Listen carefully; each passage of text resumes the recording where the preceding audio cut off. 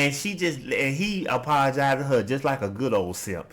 Tells her, hey, not only you can come in my house, Diana, because I'm such a simp.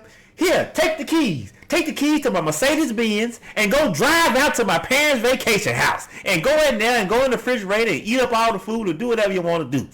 I'll come back and get the car later. What a simp in your face. Let me Ben Salem. If Tariq had me up against that wall, he would have said, thank you for bitching up. And I would say, you right. You got it, you got it, Reek. You got it, Reek. You got it. Here, take the keys to my other car and go out there and get that bitch. Tell her I would have told him.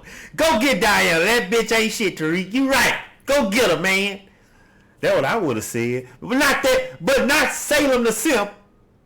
That fool. We back.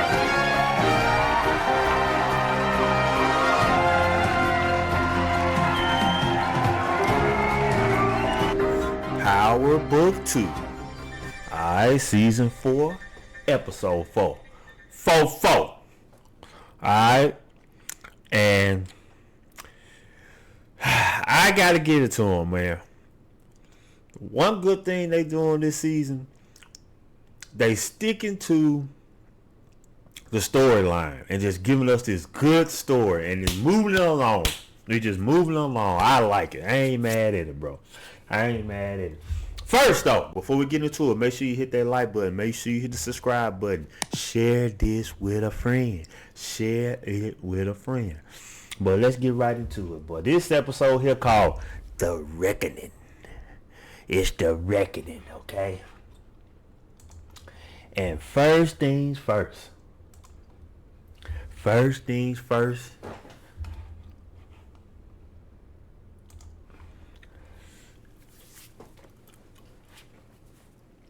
First things first. It's like the episode jumps right into it, man. With the episode 3 ending with Kane shooting at his brother and sister. They were driving away from the family meeting, and it picks right up. See, I like that. It picks right up, right into the action. See, I like that. I like that kind of. I like that. So it picks up, okay, and then everybody looking for Effany and Drew, not Effany. Diana. Everybody looking for Diana and Drew. Everybody looking for them, okay? They on the run. They running from Tariq and they running from they mama and Kane. Diana and Drew. They on the run, right? So they show Effie. So Tariq looking for Diana. So he goes over and talks to Effie. Effie stays in the mix, don't it? And I'm telling you right now, we know it. Effie is going to, she gonna F over somebody, and somebody gonna get killed fooling around with Effie. And my guess would be probably be Kane. I think Kane, she might betray Kane. I ain't trying to get a prediction, but she might betray Kane. And because they already laying the groundwork for her to betray Kane, because Kane is sleeping with the boss, and Effie don't like that.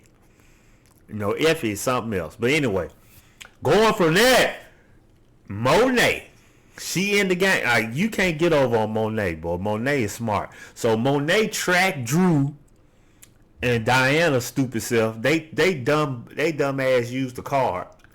So Monet tracked them to the Roach Motel. So Monet, she has an appetizer. She has her appetizer course on the little whiteboard working at the front desk. She pistol whipped the hell out of him for no damn reason. And then she makes her way for the main course, Drew and Diana. And for some reason, Drew, the interesting thing about Drew, last season, every Drew scene was a cringe-worthy scene for me because it turned into a Drew bussy busting scene, basically. But this season, it ain't about his. Well, thank God we haven't been seeing that this season. It isn't about his love life. It isn't about his love life. He go from getting his bussy bust to basically just getting himself busted up. Period. getting the beat down. Alright, so it go from beating down Bussy to him getting beat down, basically. So that's Drew. Basically, every time we see Drew, he getting beat down. Okay, that's pretty much what this season's mantra is with Drew. So Diana got a pistol to his head, and she about to blow his brains out. And now all of a sudden, he wants to turn this into a family therapy session. Let me tell you, this ain't the time to get stuff off your chest and live in your truth, Drew. This ain't the time for that. She got a gun to his head about to blow his brains out, and now he wanna. And there's another thing, mommy. Let me get this off my chest, mommy. Let me get that off my chest, mommy. And there's another thing. She's like, Drew, shut your mouth. Mama, I don't care.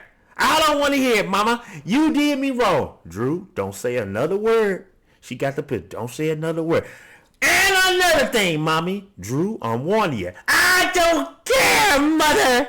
You are a terrible mother. Bro, thank God Diana was there, because she pushed Monet out the way and saved Drew from from basically talking Monet into killing him. Because that's basically what he was doing. He was talking his mother into killing him. Crazy, bro.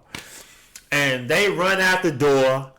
And then, of course, Kane, as usual, he come in the last minute, shooting at the car when they drive off. But thank God, I was glad to see them get away, bro. I'm just glad to see them get away. You know. But after that, you know, we get into, now here's something else I want to get into while I'm thinking about it. This Detective Dunn, aka Micah Ealy. Okay. He's a little too arrogant for me, the Micah Ealy character, Detective Dunn. He's a little too arrogant and a little too, you know his problem?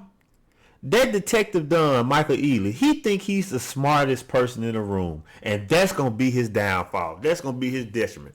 Because we got a scene where him and Councilman Tate brother, Detective Tate, okay?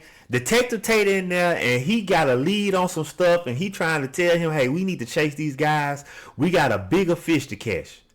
But Detective Dunn, Michael Ealy, he got something up his butt about, he got the St. Patrick bug. Just like all these detectives get on Power. They all got a bug up their butt to catch this, to go after the St. Patrick. He want to get Tariq. He want to get Monet. So he goes on this lecture, and he goes up here, and basically he calls himself putting Detective Tate in his place. And he say, look here, pal. I'm the head honcho in charge. Then he go on this story talking about, we had little Timmy. There was a guy named Little Timmy grew up in my neighborhood. He came on my mama's house, and we loved Timmy. But one day, Timmy went in our refrigerator, and he took a sip of our soda pop without asking. And my mama said, Timmy, get your ass out my house, because Timmy got too ahead of himself. And I'm telling you now, Detective Tate, you getting too ahead of yourself, because I'm the head honcho in charge. He did that little speech on him, man. Let me tell you. Detective Tate, if you didn't notice, he looked at Michael Ealy character, and he looked at him like, okay. See, he don't know who he messing with. But okay, I got you. You know what that look mean? Detective Tate is gonna come back around and get Detective Dunn for that Michael Ealy character. Detective Tate gonna come around because Detective Dunn, he don't know who he messing with. You're messing with Councilman Tate's brother. Okay? These guys, as we know from the old Power, the original Power series, these guys get dirty. They ex-cops, they get dirty, bro. And I'm interested to see going forward how that's going to play out for Detective Dunn. Also, Detective Dunn, the audacity. He has the audacity, the unmitigated gall to show up at Kingpin Monet's house, disrespecting her. sitting at her table, telling her what she need to do, telling her this and that, telling her lies, and just trying to play little games and get in her head. He don't know who he dealing with. Monet. Yeah, he told Monet some information she might not have knew, and she gonna take that information. But you don't know who she the Black Widow, bro. You don't play with her. She offed her own husband. She offed both her baby daddies. Monet, any woman that killed both her baby daddies, I don't want to play with her. I ain't playing with her. So Detective Dunn got it coming two ways. Either from Detective Tate and from Monet. Because he don't know who he dealing with. You know? And this is one thing I'm talking about. Method Man and Norma, they have their little scene in Method Man office. And this is what I'm willing to take a bet on. Are we going to go to over or under? Within the next two episodes, Method Man going to hit Norma. He going to hit that. Come on now. Am I the only one that's sensing that sexual attention? Method Man gonna hit that. Okay. So Norma, she wanna give Method Man some, and I will say within the next two episodes, I think it's gonna happen next episode, because next episode is the mid-season finale. Okay. So I think by next episode, Method Man gonna hit it, but I give him the next two episodes, he gonna hit that. Okay. Okay, you know what I'm saying? Now, Braden. We got to go on over here to player Braden here. All the black girls, every season, they love Braden, corny ass. Braden. He's so lame, man. He ain't learned no game. All that time hanging out with Tariq and all these black people Braden be hanging around with, he ain't never learned no game. Why that boy ain't never? That boy needs some game. That boy laying up, cupcaking with a dope fiend. That girl, that little single girl that he dealing with, that girl gone crazy off that narcotic. And he can't realize that's a liability waiting to happen, Braden. You don't lay up with no dope fiend narcotic gal like that and just lay. He trying to wife her up like she wife material. He cuddling, cupcaking with her, laying up with her in his drawers. Is it me or did anybody knows that little bitty bed they in? I had a bigger bed than that. And I grew up when I was a kid in a twin bunk bed, and I had a bigger bed than that. They cut. Good thing she do drugs and she's skinny. And she ain't got no meat on her bone, so they could fit in that bed. A regular size girl that got a little thickness to her, she can't fit in that bed with him. But anyway, I guess I'm the only one that probably, go back and look at the scene, I'm the only one that probably noticed that they were in that little bit ass bed. But that girl is a liability, Brady. Leave that girl alone. That's going to come back to bite them in the ass. They going to probably fuck up the whole operation that they got set up. That little operation him and Tariq got set up. They probably gonna fuck up the whole operation because of Braden and his hankering for dope fiend pussy.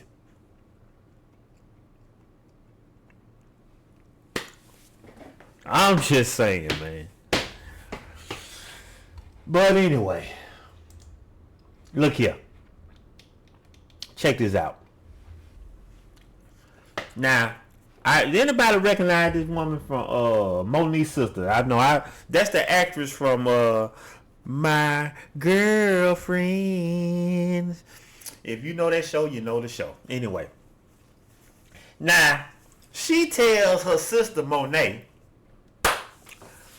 She tells her sister Monet that she don't know how Monet couldn't see that her daughter is pregnant. Now, I ain't the sharpest tool in the shed, but I didn't see it either. I mean, to me, she wasn't giving off no signs. I mean, they showed us the scenes where she was scared and she found out she was pregnant. But other than that, if I was Monet, I wouldn't have noticed it either. I mean, I don't blame Monet for not noticing her daughter pregnant. She just got shot. She trying to worry about healing and trying to worry about who shot her. So it might have been easy for her to miss and not notice the little small telltale signs that her daughter's pregnant. So I don't know. That's just something I thought about. I really didn't notice it, but hey, whatever, man. But speaking of Diane Tejada, now this is the stuff that tripped me out. Okay. Diane now she's a piece of work. Now she pregnant. Her and Drew on the run. Okay. She gets Drew to drop her off at her ex-boyfriend house. Okay. His name Salem. Salim. I think that's how his name's Salem. I call him Salem the Simp. Her ex-boyfriend. Okay. So he gets Diane, she's a piece of work. He gets Drew to drop her off at Salem the Simp's house. Okay? She go in there to Salem the Simp. And hey Salem, I know you sure want to. Diana just got this little thing she does to get on people's soft side when she started begging. She started doing the Diana begging routine. We seen her do it many times. We saw her do it later on when Tariq put a pistol to her face. But I digress. But anyway, back to Salem the Simp. And let me in, Salem. I don't have Salem the Simp. I don't have anywhere to go. I missed you and all that kind of rubbish. And just like a simp, come on in. He lets her in. He asks if she comfortable. He offers her something to eat. He even apologizes to her. Now she the one that kicked him to the curb and shit'd on in his face basically. And he apologized to her just like a good old simp.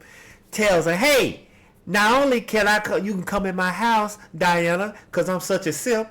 Here, take the keys. Take the keys to my Mercedes-Benz and go drive out to my parents' vacation house. And go in there and go in the refrigerator and eat up all the food or do whatever you want to do.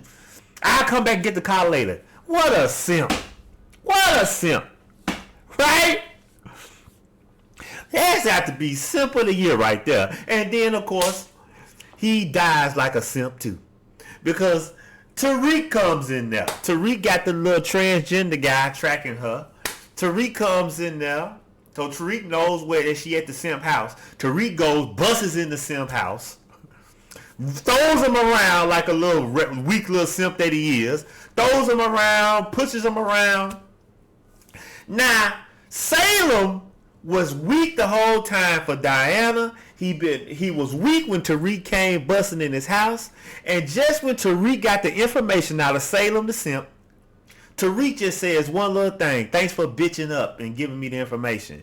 And that one little phrase, that makes Salem, he decides then with a pistol to his chest, he decides then to step up to Tariq and fight Tariq. And then Tariq bust the cap in that simp chest. Pop out! Just like that. And goodbye, Salem the Simp. You died a weak simp, you idiot. Let me tell you something. Tariq is a psychopath. At this point, Tariq probably got more bodies than anybody on the show. Think about it. He got more bodies than Kane, I think. If you think about it, Tariq did awesome folks. Okay? And you got this killer in your face. Let me been Salem. If Tariq had me up against that wall, he would have said, thank you for bitching up. And I would say, you right. You got it, you got it, Reek. You got it, Reek. You got it. Here, take the keys to my other car and go out there and get that bitch. Tell her I would have told him. Go get Diana. That bitch ain't shit, Tariq. You right. Go get her, man. That's what I would have said. But not Salem the Simp. That fool got her. And thanks you bitched up, didn't you? That's what Tariq said. And say that. That's it, buddy. And he started wrestling with the gun. Bah, bah, bah, bah.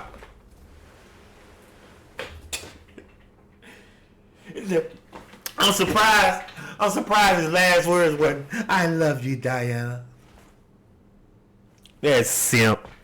What a simp. He's an idiot. Good riddance to that bum, Salem. Get him out of here. The simp that never could.